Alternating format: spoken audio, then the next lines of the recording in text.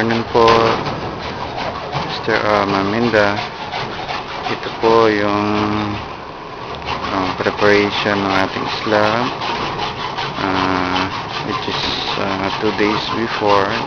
Today is Tuesday, so by Thursday we'll be going to slab this area. Ito po yung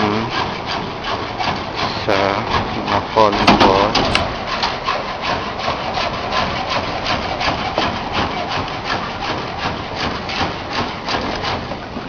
Including the preparation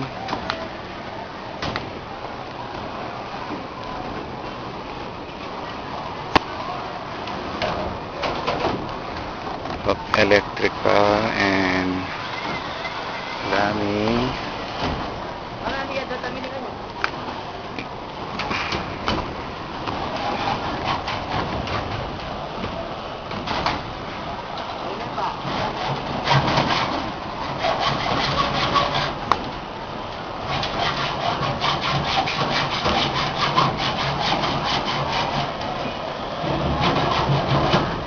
Bay!